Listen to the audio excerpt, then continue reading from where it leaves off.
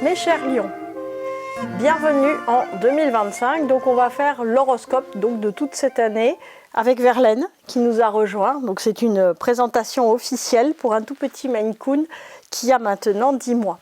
Donc il est très petit encore. Alors, qu'est-ce qui se passe pour vous en 2025? Déjà, vous avez remarqué que en novembre 2024, vous avez eu Pluton en fait qui est rentré en Verseau et qui était dans l'opposé en fait de votre signe. Donc il y a une espèce d'accélération, de libération du cœur aussi, et là, un sentiment en fait d'emballement intérieur, un petit peu comme si vous vous sentiez complètement libéré d'énormément d'entraves. Alors, cette année 2025 sera une année importante puisque ça va être la concrétisation de l'arrivée de Pluton en Verseau et donc en fait, j'allais dire dans l'opposé de votre signe qui va complètement changer en fait votre cadre de valeur, votre manière de vivre, la vitesse aussi des événements qui va vous impacter. Alors, déjà l'année, elle se coupe en 4 moments forts. Donc on va voir déjà globalement l'année ce qui se passe. Et ensuite de ça, nous verrons par mois, effectivement, puis un certain nombre d'objectifs. Et puis voilà, je vous dirai globalement ce que j'en pense. Alors, 4 moments forts. Déjà, de janvier à peu près à mi-avril, vous aurez un petit peu de mal puisque le nœud sud de l'univers va changer. Le nœud sud de l'univers est en Vierge. Donc en fait, vous avez la sensation, puisque Vierge et Lion sont deux signes qui sont très rapprochés, vous avez la sensation d'être rabattu vers de l'organisation, du matériel, de la gestion, des arbitrages, un petit peu comme si par domaine il fallait sans cesse tout réorganiser, tout ranger, tout refaire, tout remettre en ordre, et l'impression que comme un château de cartes, les choses s'effondrent et puis recommencent, et puis s'effondrent, et ainsi de suite. Donc en fait, vous aurez l'impression que vous recommencez sans cesse, sans connaître en fait ni d'envol, ni de gratification réelle en fait dans ce que vous faites. Alors là-dedans, l'énergie de Pluton en Verseau, d'une certaine façon, vous n'allez pas la voir directement. En fait, vous allez la voir d'une façon, comme on dit, indirecte, puisque vous allez avoir la sensation que vous n'avez pas les rênes. C'est-à-dire que vous allez avoir la sensation que chaque domaine prend son indépendance les uns par rapport aux autres, et donc que vous devez gérer les trucs d'un côté, d'un autre, que en fait vous n'en sortez pas,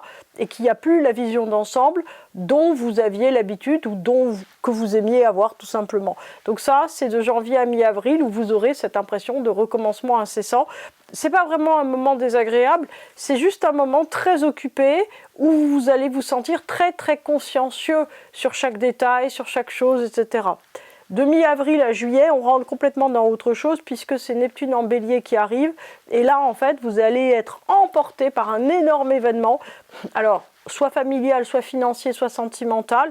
C'est-à-dire quelque chose qui va vous sembler extrêmement heureux. Comme un commencement absolu. C'est Neptune en Bélier, donc tout à coup, pour vous, c'est trigone naturel à votre signe du Lion. Donc vous allez vous sentir, mais emporté de joie dans quelque chose qui commence, dans quelque chose qui vous entraîne, dans quelque chose, on va dire, qui vous revivifie complètement et dont vous vous réjouissez. Alors, il y a une impression, en fait, à nouveau d'être maître de votre destin. C'est-à-dire comme si vous aviez décidé quelque chose et que ça arrive enfin, ou bien comme si tout à coup vous vous sentiez à la hauteur de votre destin, un petit peu comme si quelque chose vous semblait absolument incroyable. Alors, c'est une impression, puisqu'en fait Pluton en Verseau il n'a pas changé, c'est-à-dire que vous n'êtes pas davantage maître des choses, on va le voir après, mais par contre vous appréciez beaucoup plus, on va dire, cette accélération qui, pour un moment, on va dire, va coller à quelque chose que vous souhaitiez ou quelque chose que vous n'attendiez pas, mais qui survient. Donc comme je vous dis, c'est probablement, on va dire, d'abord dans la sphère personnelle, donc familiale ou sentimentale, éventuellement dans la sphère financière, peut-être les deux, mais en tout cas, si vous voulez, c'est un projet intérieur, enfin c'est quelque chose qui survient et qui vous transporte complètement. Alors, de août à octobre, on va dire que là, c'est à nouveau Pluton en Verseau qui arrive, donc c'est la panique totale, car vous sentez quoi? Tout à coup, vous vous rendez compte de ce qui s'est passé, en fait, et vous vous dites, mais il y en a partout, c'est ingérable, tout vous échappe, tout va trop vite, et vous avez la sensation, en fait, de courir partout complètement affolé pour arriver à caler ensemble des événements, des choses, des éléments qui ne vont pas du tout ensemble.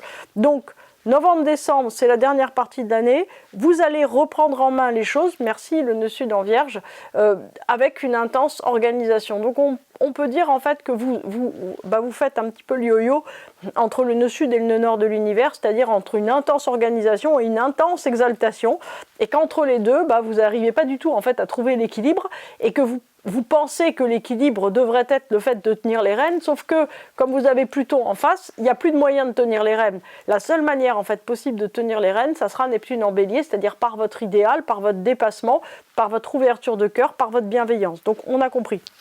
Alors, les ressentis que vous aurez cette année sont tous très très forts, c'est-à-dire qu'on sort d'une zone de tièdeur. Alors les lions, ils ne sont pas connus pour être des gens très moroses, hein, on va dire que ce sont des gens qui ont énormément d'enthousiasme, de force, de chaleur.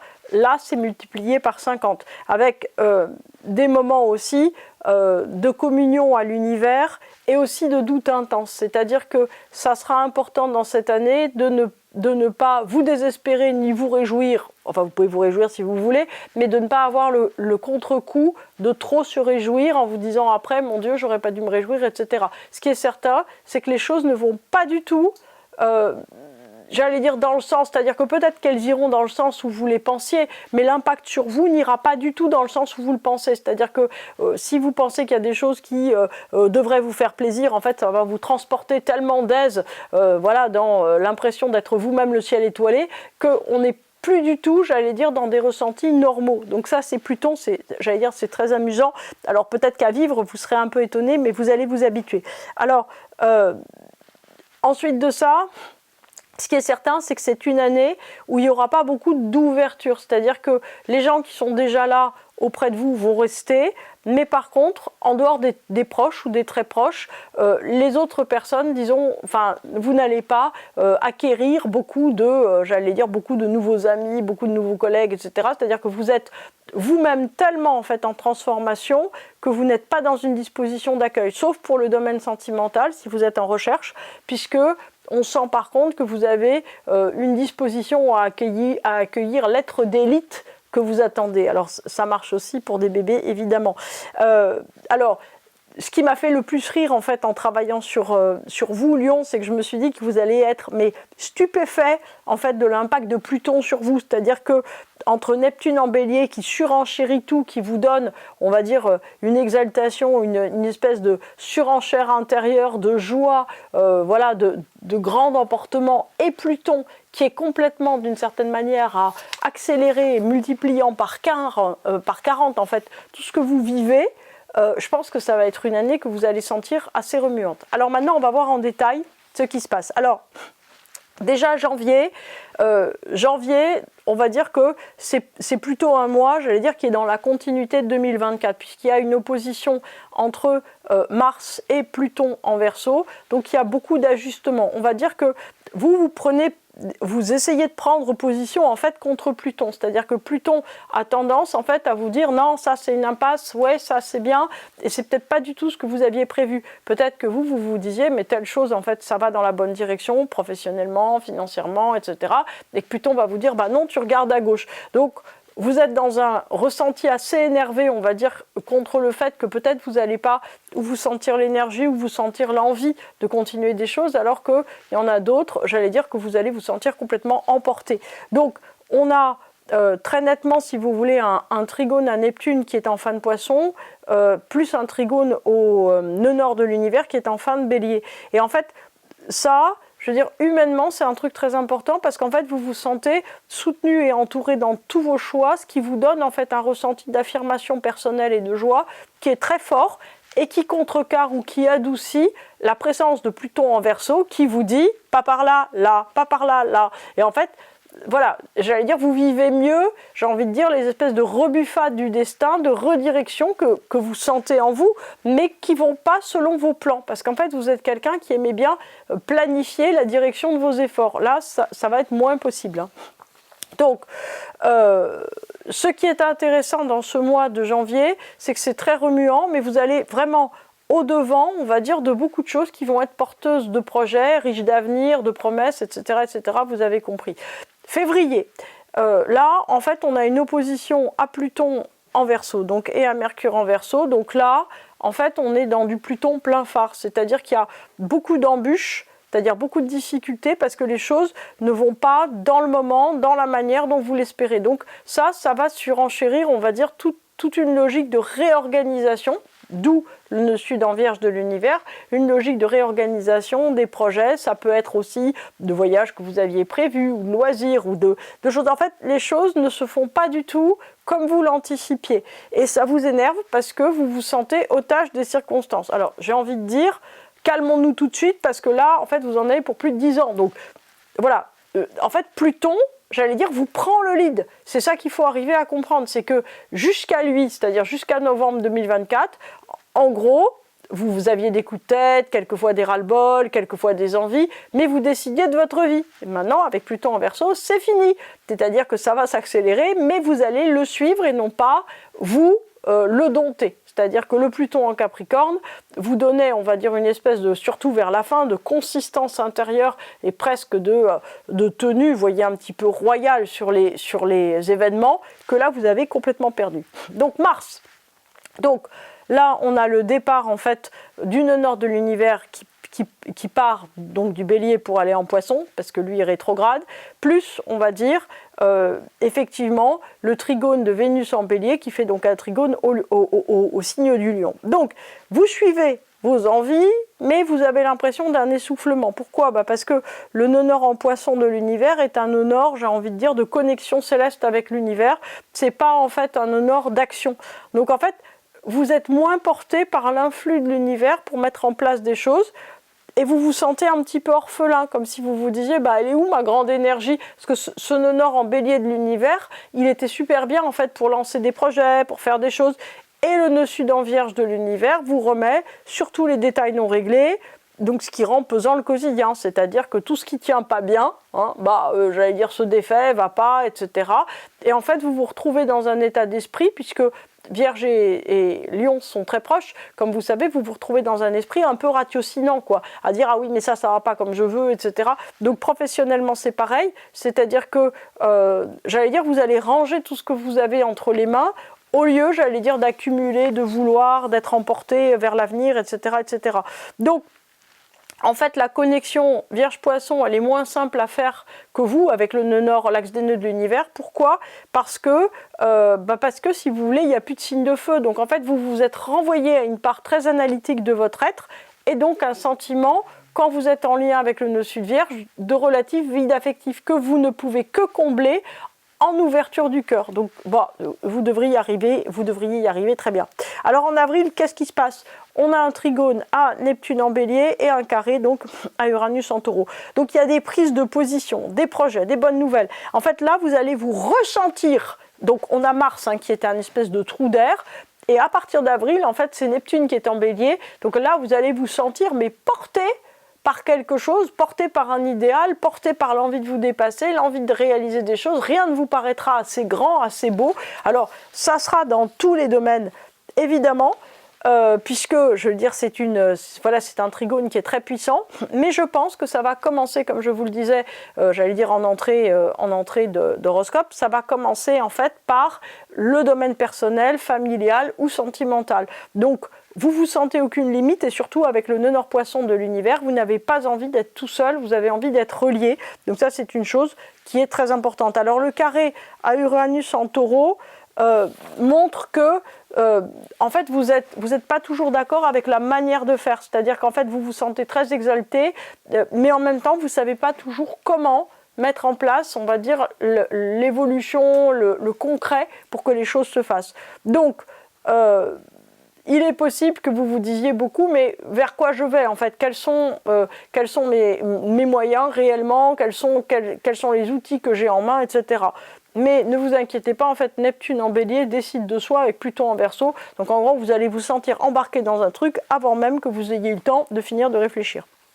Donc en mai, Mars est en Lion, donc c'est le retour de Mars en Lion, donc c'est un très bon mois qui fait en plus trigone à Vénus, Saturne et Neptune en Bélier, donc il y a une concrétisation dans tous les domaines des efforts. Donc ça veut dire mise en place des plans d'avenir.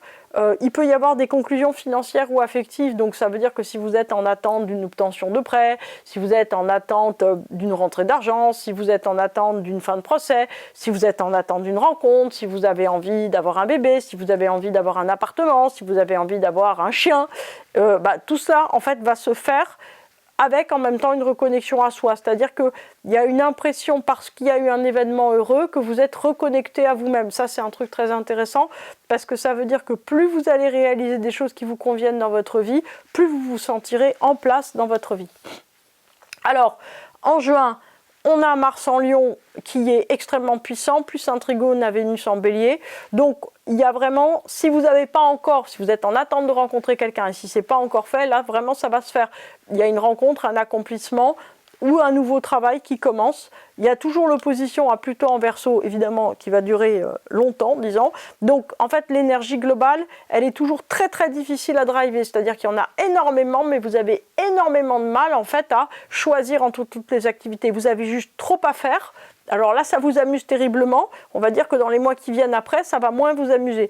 En tout cas, ce mois de juin est un mois de pur bonheur, parce que vous avez, en fait, l'impression que la vie vous fait un écrin pour vous déployer vraiment dans tous les domaines. Bon, en juillet, Mercure en Lion fait un trigone toujours à Saturne, plus Neptune en Bélier. Donc là, on entre dans le temps des décisions. Donc il y a des décisions d'ordre personnel ou familial qui apparaissent et qui s'imposent et qui correspondent en fait à des grandes évolutions. C'est-à-dire que la vie, elle vous aura proposé des choses, ça sera à vous de décider en fait. C'est-à-dire que ça sera à vous de mettre en place des choses qui permettront en fait d'édifier à partir de ce qui s'est passé.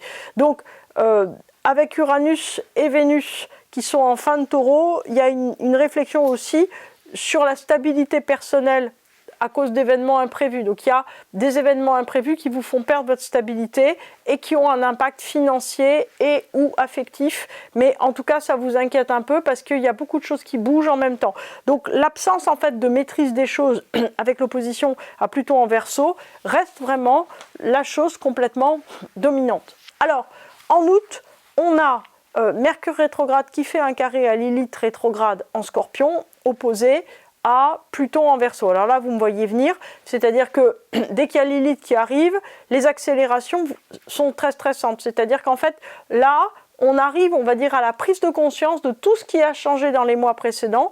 Et là, vous perdez complètement votre calme et on va voir que ça dure pendant un certain nombre de mois. Et votre assise personnelle, c'est-à-dire que vous arrivez plus du tout à vous projeter, panique totale, c'est le mois de votre anniversaire, donc l'angoisse domine, avec Neptune plus Saturne rétrograde en Bélier, vous pensez que tout va trop vite, que tout va dans le même sens, que ça ne va pas du tout. Le problème, c'est qu'on ne peut pas arrêter la machine. Donc, on reverra quand on y sera. Mais en tout cas, calmez-vous.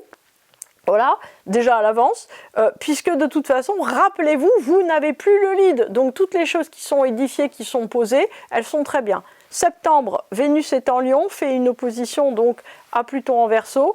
Donc ça veut dire que là, en fait, vous allez avoir, mais c'est d'une manière très très ponctuelle, mais il y a une perturbation affective très forte.